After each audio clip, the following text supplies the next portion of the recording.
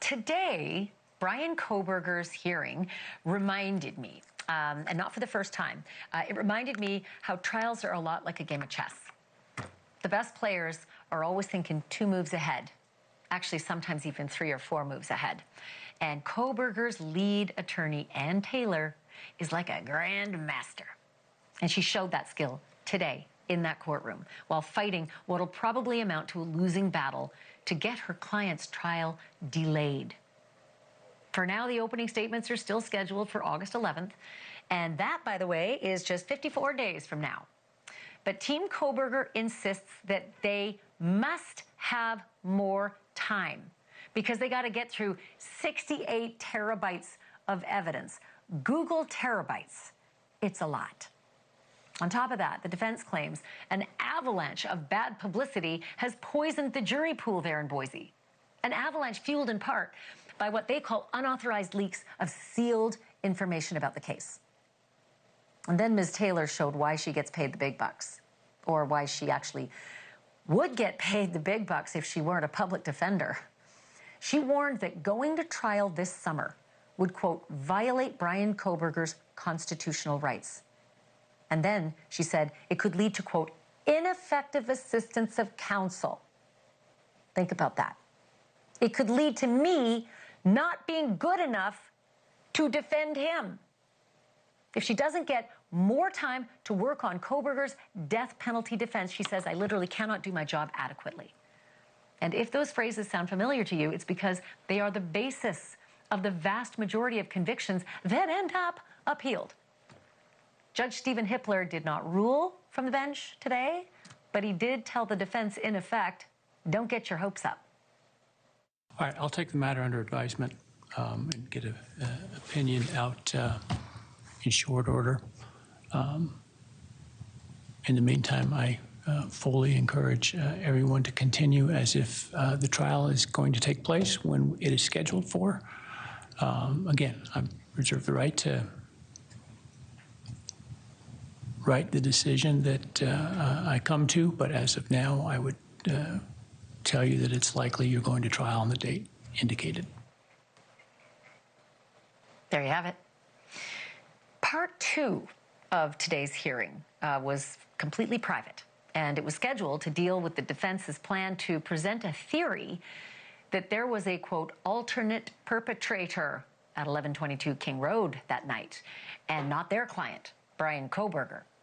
No ruling yet on that one either, so far as we know. But our Brian Enton was in court today, living through all those tense moments. He joins me live now from Boise. I can't wait to ask you about this alternate perpetrator, but I have to start with the delay activity because that seems to be the biggest issue right now, and a lot of indications of what might come if Ann Taylor, Kohberger's lawyer, doesn't get her way. Yeah, and you played the sound clip right there. I mean, it's pretty clear the judge is leaning towards not delaying the trial, basically just telling the lawyers flat out, you better be ready August 11th and wait on my written ruling, but you better be ready. So we'll see when the written ruling comes, but I fully believe he's not delaying the trial just on his mannerisms. I was sitting in there for the whole thing. But Ann Kohberger got up there and talked for about 20 minutes or so, explaining every reason there should be a delay. She says they're still getting discovery even last week. She hasn't had time to go through everything. They haven't had time to sufficiently research Bryan Kohberger's past and family members. And then she said she's just not ready, that she can't adequately defend Bryan Kohberger. Think about that. She said it. She cannot adequately defend Bryan Kohberger if this trial happens on August 11th, which you said it perfectly. I mean, obviously, she's setting this up already for an appeal, Ashleigh. Well, listen, if anybody's out there saying, boo-hoo, what's your problem? You're a lawyer, get working. 68 terabytes of information is a mountain, and it is extraordinary for anyone, any counsel, any team of dream team lawyers. These are public defenders. They have a caseload. He doesn't have a dream team. So I can understand from her perspective, if she doesn't feel like she can get through all the discovery in time for trial, it would make sense, right? She could legitimately mount an ineffective assistance of counsel appeal. Did it sound as though anybody, especially the judge, cared about that issue? Because No one's going to want that. Even the families who want this thing to happen, they're not going to want it to unhappen. I mean, he listened. He certainly seemed, he kind of actually had his head like this for some of it. I mean, he was listening. They had already filed the briefs on it, so he basically knew what she was going to say. My big question, Ashleigh, that I was sitting there waiting, if she wants the delay so badly, why not say how long you want? I need another 3 months. I need another 6 months to really do this the right way. That's why I wonder, is this just another tactic? They've been trying to delay it all along. Does she get a little delay? Does she keep on trying? Does she keep on trying? Because why not give it to the timeline and say, we figured it out and we actually need this much time. And let me tell you, I was in the courtroom months ago when she agreed to this date. And she said, yes, we can be ready to go on August 11th. And she agreed to it. They worked through it together, both sides, and they both picked the date.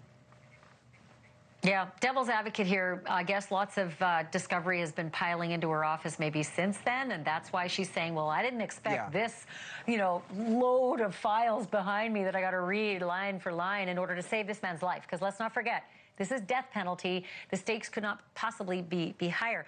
But let's get to that alternative perpetrator business. Walk me through that. Are they giving us any indication of who this person might be and where they sort of emerged from? Well, I wish I could tell you more, because we were up there, 5th floor for the hearing, and then what happens with these secret hearings is they make us all leave. We all have to leave, and then they go into the secret hearing, so we don't know what happened. We know for sure that it was about the alternate perpetrators and the defense coming forward, and I have heard through sources that it is actually alternate perpetrators, plural, names that she has brought forward to the judge that she wants to say could possibly be responsible for the murders. But we don't know who those people are. It's probably a good thing they keep it secret, obviously, because, you don't want to just start throwing names out in the public when Bryan Kohberger is the only person who's been charged, and based on all the evidence we've seen, is the only person involved. So I wish I had more to give you. It's very interesting, though, and the judge is going to have to make a ruling on it. He's going to have to decide whether she's allowed to bring these names in publicly during the trial. Yeah. I think that's the kind of thing I stick by, that being quiet, because that will destroy lives. If they decide to start throwing spaghetti at the fridge and it's got a name on each of those noodles, those are lives that will go down in flames on the internet, and then maybe even in person. Those people will be targeted by who. Bryan, great job. If you hear anything more, let us know, but appreciate you going out there for that hearing today. Yeah. Thanks, Ash. Thank you for watching. Subscribe below and download our NewsNation app right now on your phone, and you will get fact-based, unbiased news for all Americans.